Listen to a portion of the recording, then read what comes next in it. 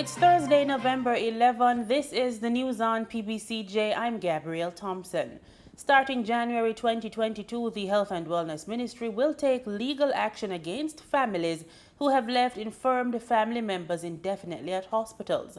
Portfolio Minister Dr. Christopher Tufton told the House of Representatives on Wednesday that at present 174 abandoned persons have been classified as social cases. We intend to test these cases to see what the court's opinion of this particular situation is likely to be, and from that opinion we'll explore where possible an adjustment in policy or law to hold those persons more accountable. Through our social work case management process, we have identified families that are able to support the care and treatment of these social cases but have refused to take the responsibility. Dr. Tufton says by staying in hospital despite being slated for discharge, these persons contribute to the hospitals being overcrowded. Currently, or we have seen, I should say, up to 5% of our total bed capacity in some instances being occupied by social cases, which means with a full capacity of about 5,000 plus beds, we have seen in cases up to 300 and sometimes more of our beds being occupied by persons who literally have converted hospital care into infirmary care at the expense, of course, of others using who really needs it. Examples of these were given. Madam Speaker, we know of cases of persons who are receiving pension from overseas, but relatives have refused to use these funds to support their relatives in hospital or indeed in other care. We know of instances where persons have been abandoned in hospital and relatives have rented their properties and refused to use these resources to care for the owners of the property and basically abandon them in our hospital system. We intend to address this directly, Madam Speaker, firstly by reaching out to these family members and hopefully having a dialogue with them to try to help them to appreciate what their responsibilities are. But failing that, Madam Speaker, we will take any follow-up action that is necessary to see how we can change the attitude and the approach by putting in place the policies and, if necessary, the laws to protect these persons who have become victims. On this matter, Madam Speaker, finally, it has been the practice of some Jamaicans during the Christmas period, and it's sad, but it's true, we have evidence of it, to abandon their relatives in hospital during the holiday season. Literally take them to the hospital and drop them off and pick them back up after the holiday period. This practice is usually done for the aged and the infirmed. In other words, some people want to go party or want to go enjoy some freedom, and they see the hospital as a care facility to take care of their loved ones. The practice is expanded. The problem has created greater levels of overcrowding during the season, during this time of year, because it means more admissions. And Madam Speaker, remember now, we can't turn someone away who is brought and placed in a hospital setting. The Public Health Act does not allow it. And therefore, we have to take these persons in. And as I said, these persons are really victims. And still in the health sector, Health Minister Dr. Christopher Tufton says 70% of the diagnostic equipment in the public hospitals are at the end of their useful life. Speaking in Parliament, he said $7 million has been earmarked to procure medical equipment for the Spanish Town, Maypen and St. Anne's Bay hospitals. And this is an ongoing issue. It didn't start this year, last year, or many years before. It's just a part of the culture which has contributed to capacity issues. Madam Speaker, we have to fix this situation, and the government has commenced a program to do so. We have started under the investment IADB, the IADB-funded Health Services Support Project, where an investment for this particular purpose of over 700 million Jamaican dollars would be made for medical equipment at the Spanish Town Hospital, St. Anne's Bay Hospital, and the Maypen Hospital. And this investment will see the purchase of 3 CT scan machines, X-ray machines, dental equipment, and equipment for our operating theatres. Dr. Tufton says the move is in line with the ministry's aim to enhance healthcare services across the island. News emerged last week that vaccinations in Jamaica had passed the 1 million mark. On Tuesday, some 250 residents of Yallahs, St. Thomas, turned up at the Yallahs Primary School to take their second dose of the COVID-19 vaccine. I'm living in Yallahs, St. Thomas. I take the first dose and I come to take the second dose because it is very good. It don't sick me, it makes me feel stronger in my body. The more I take it, make my body feel more stronger. No people say no good, but I feel it is good for me. I don't know about the next people. And I'm encouraging the race to take this vaccine because it's the best thing I ever seen right now to cure the sickness of the corona.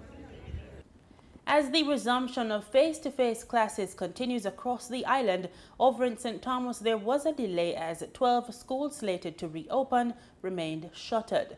Marlon Samuels has the details in this next report. Lansford Grant, Education Officer and Convener for Region 2 in the Education Ministry, explains why the schools were not reopened. We have about 12 schools in QEC, 16 that were slated to resume face-to-face this morning. However, the collaboration between the parents, the Ministry of Health, and the Ministry of Education has seen it necessary for the delay to happen at present. So there are schools that are at varied degrees of readiness. So, for example, Minto at this time is just awaiting certification from the school board, approval from the school board based on the processes that they have engaged. So we have at present some schools waiting on a revisit or first visit from the Ministry of Health.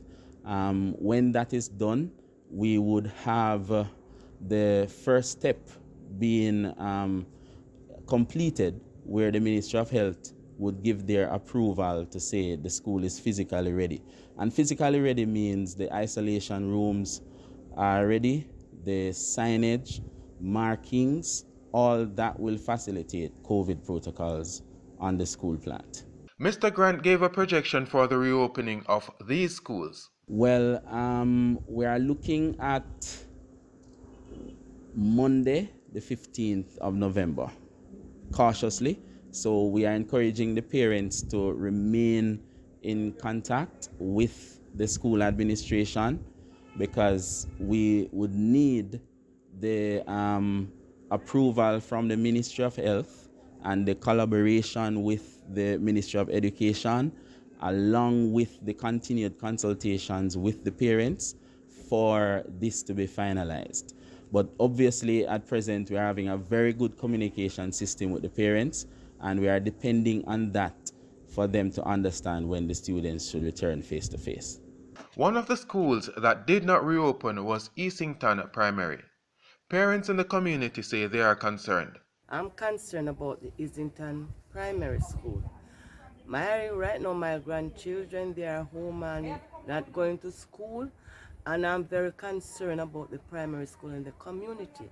I would really like it to reopen, that the children them can go out and get to learn, because sitting down at home doing anything is not everybody have access to internet. And you know, sometimes you put on a service on a tablet or a phone, in no time it gone, and you can put on a service every day because they don't have the money to put on service every day. On the other hand, plenty of the children don't understand the online classes, just like me, the old foot mother. I just don't understand the online, because right now some of the younger kids, they operate the phone better than even you, the big one. And when them don't understand it, what about me? As for the schools that did reopen, Education Officer in charge of the eastern part of the parish, Marcia Dallas McKenzie, says there was an 85 to 90% turnout of students. For the news on PBCJ, I am Marlon Samuels. Kalia Hall Miss Jamaica World 2021 and Miss World 2019 Tony Ann Singh recently paid a courtesy call to Minister of Culture, Gender, Entertainment and Sport Olivia Grange at the ministry. The beautiful ladies shared a delicious conversation. What's your favorite meal you like fixing? I love just ackee, breakfast ackee, fried clams, getting some fried dumpling, fried breadfruit. I like when it turns. So it's kind of sweet. Yeah. You know? I was just saying in the car, I don't like sweet breadfruit. I love it. Well, I like roast breadfruit when we make a little fire out on Pira Beach. You don't know what that is. And No, we not yet. We make a fire and we roast breadfruit and we cook up some saltfish. Minister Grange gifted both ladies with copies of the book Jamaican Women of Distinction, Holding Up More Than Half the Sky. Motorists will get an ease at the pumps this week as both gas and diesel prices see a decrease. We get this and other market updates in this quick business report.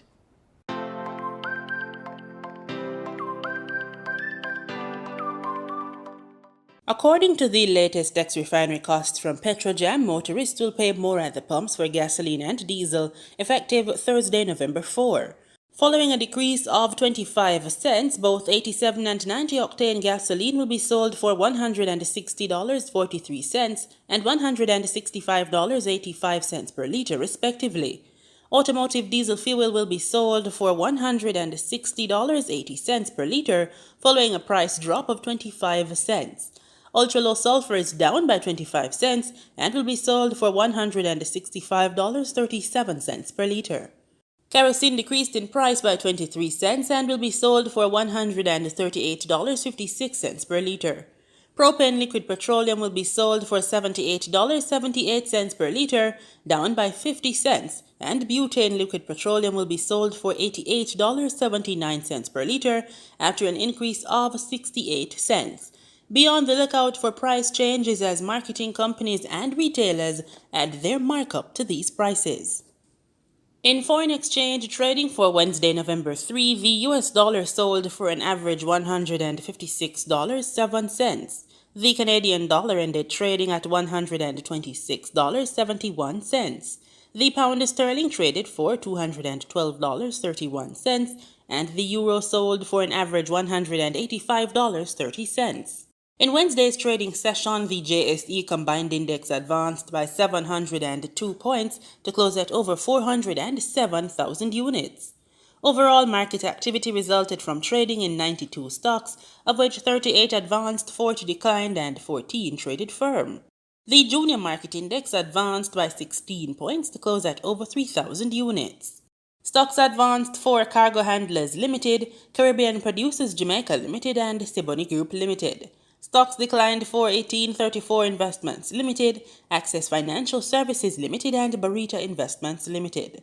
Trading firm were 138 Student Living Jamaica Limited, AMG Packaging and Paper Company Limited, and CAC 2000 9.5% preference shares. Wigton Wind Farm Limited ordinary shares was the volume leader with over 2 million units, followed by Future Energy Source Company Limited ordinary shares with over 2 million units, and Jamaican Teas Limited with over 1.1 million units. In market data for oil, prices rose more than 2% on Thursday, lifted by expectations that OPEC and its allies will stick to slow output increases, despite calls from the United States and large importers for additional supply to cool the market. Brent crude was up by $1.75 or 2.1% at $83.74 a barrel. West Texas Intermediate crude rose by $1.72 to $82.58 a barrel.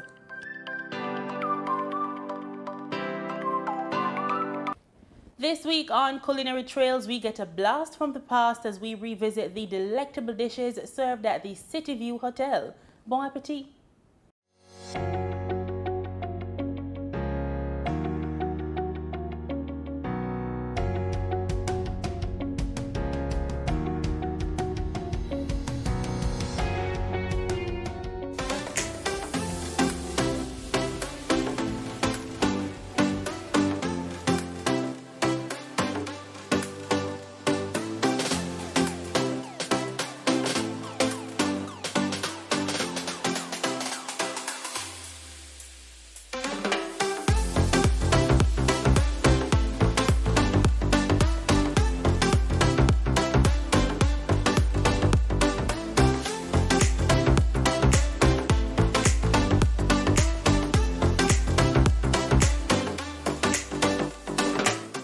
This was built as a dream home, my wife and myself.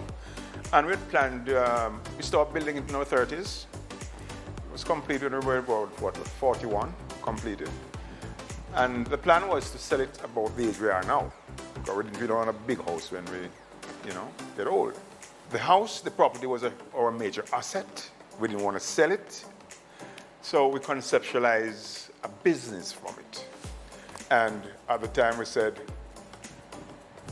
well, Jamaicans overseas will always want to come home. So we conceptualized a kind of a home away from home, target market, Jamaicans overseas, and naturally, for want of a better word, the local market would be also. So happy to say that is now working. That is now working. Other is weddings. I remember when I just came home, I used to go down to Manchester, where I'm from, almost every Sunday. And driving on Mandela Highway, there used to be a cluster of bougainvilleas. And persons used to go there taking pictures after weddings. So the idea came to me driving one Sunday. I said, a venue for wedding at City View. In fact, it wasn't even City View at the time. And then I said, Jamaican food is renowned globally. Renowned globally. So I said, a Jamaican restaurant with a difference. Turn Bob Marley into jazz, so to speak. Create something from what we have. Yeah? And I said, we have some of the finest entertainers in the world and the influence we have musically in the world. So I said, a venue for wedding, a home away from home for persons, a restaurant with Jamaican cuisine, creating from what we have, and entertainment, live entertainment.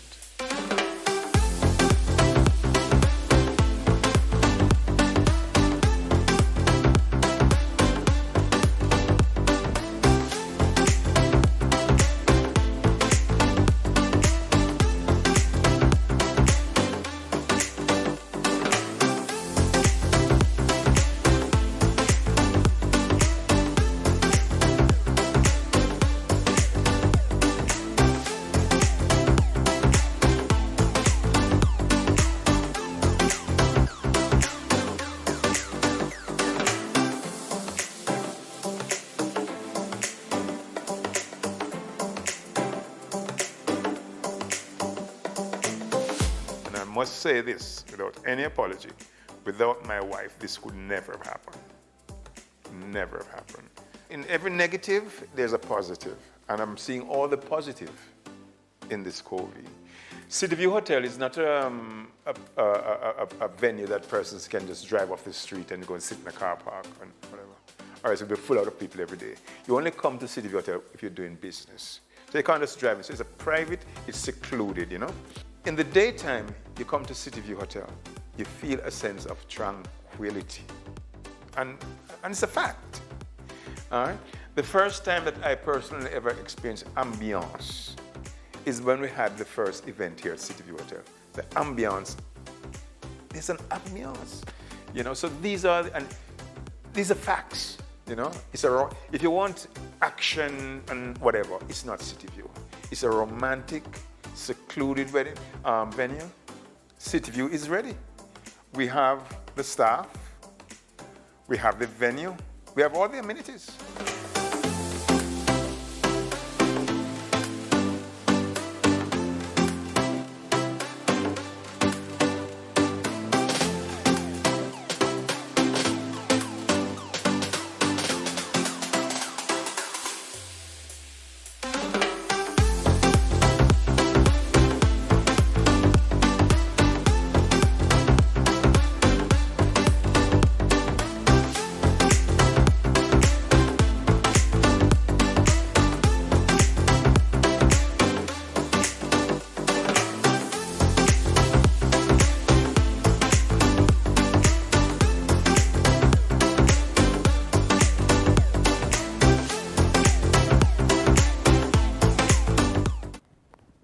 As we look at news across the region, we begin in the Bahamas.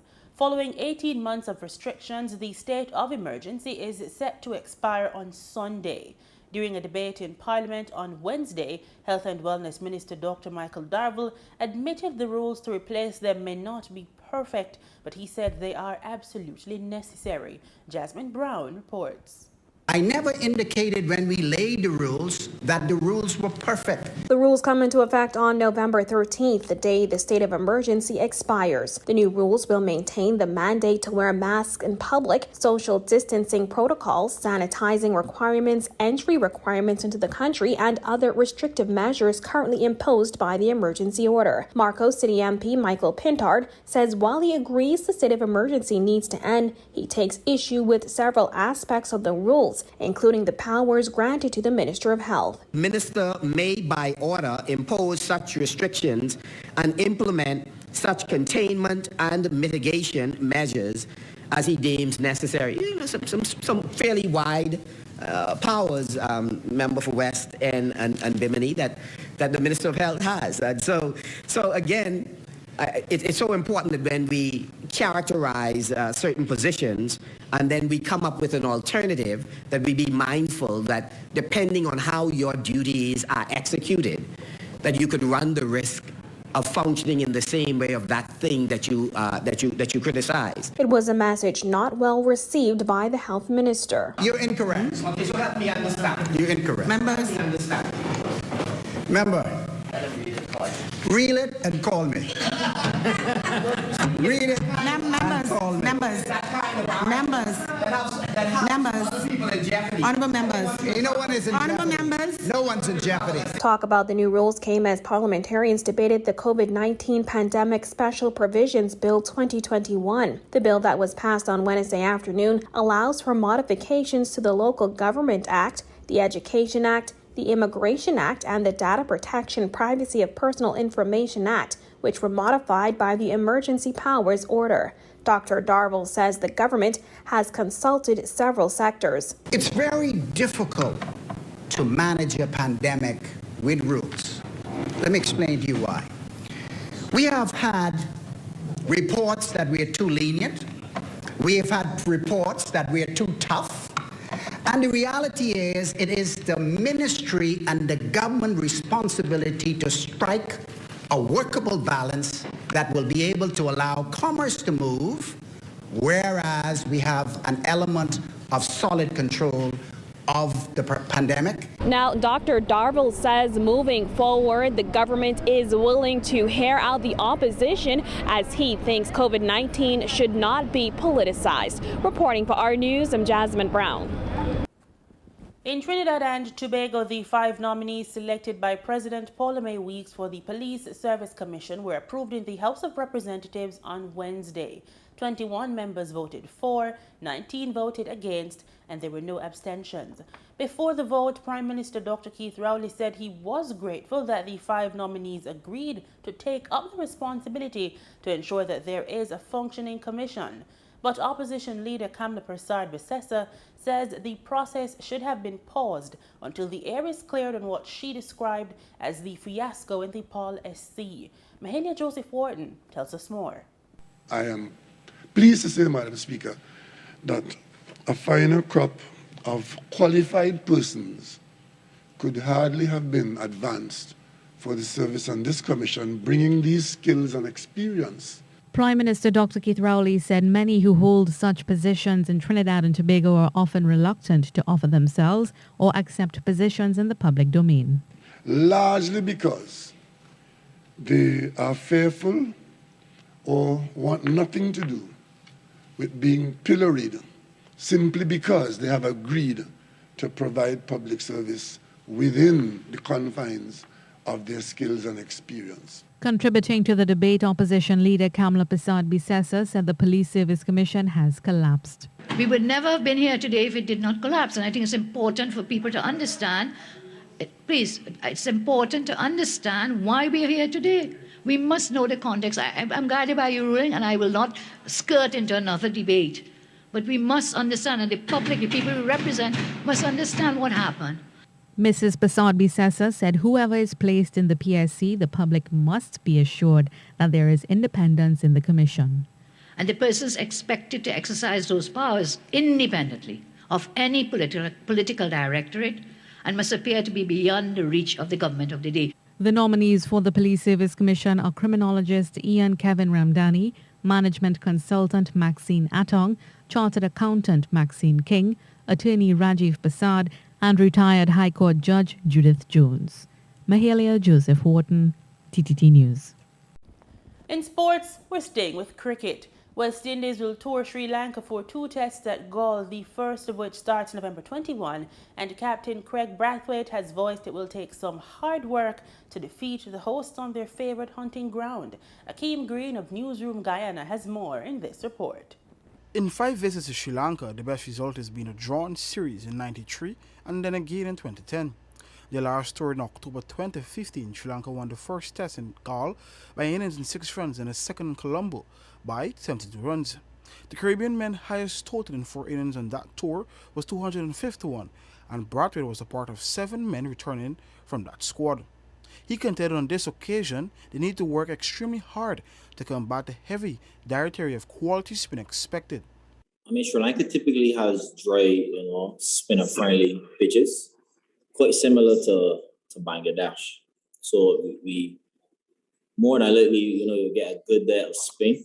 So, I think that's very important. I mean, we have some good spinners as well in our bowling attack, and pretty much, we get heavy day of spin. So, as batters especially, I think the same clarity we had in Bangladesh is important. I think it's important as batters we have that same clarity. When batting spin, especially, not that pacers wouldn't play an important role as well, but you could look forward to obviously Spain, especially in Galle. So quite similar conditions to Bangladesh. So we know what we have to do as a team. It won't be easy. Sri Lanka, especially at Galle, that's their real hunting ground. So we have to work hard, but I mean that's about it, to be honest.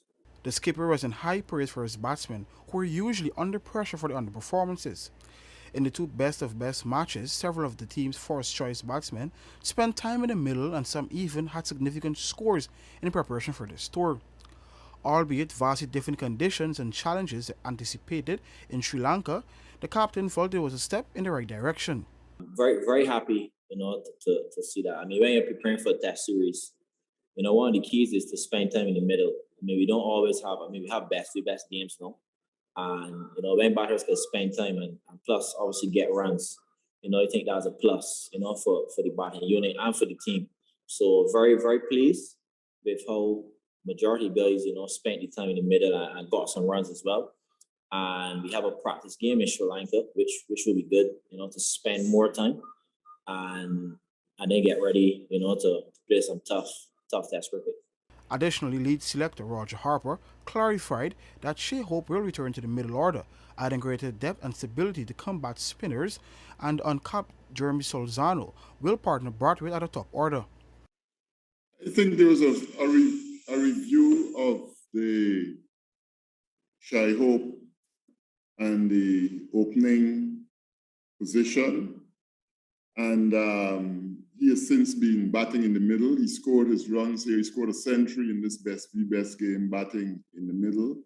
And when we look as well as at the opposition we'll be facing, the conditions we'll be facing, we also wanted to ensure we had players who were good at playing spin, had some experience in those conditions in that middle order, because, they'll be the ones having to grind it out against the spin. So, we're looking at him mostly for the middle order, as one of those slots there. And plus, Solozano gained his place at the top of the order. The second test starts November 29, but before both tests, they play a warm-up fixture from November 14th. West Indies have played 1 series thus far in the second cycle of the World Test Championship, and it was a 1-1 draw against Pakistan in August. West Indies Test squad reads Craig Brathwaite captain, Jermaine Blackwood vice captain, and Nkrumah Bonner, Rawson Chase, Raheem Cornwall, Joshua De Silva, Shannon Gabriel, Jason Holer, Shea Hope, Kyle Mears, Rasami Pramal, Kimara Roach, Jaden Seals, Jeremy Solzano, and Jamal Warrican. For the newsroom, Akim Green. And that's our package. Join us tomorrow, same time and place for more news and sports right here on PBCJ, the People's Station.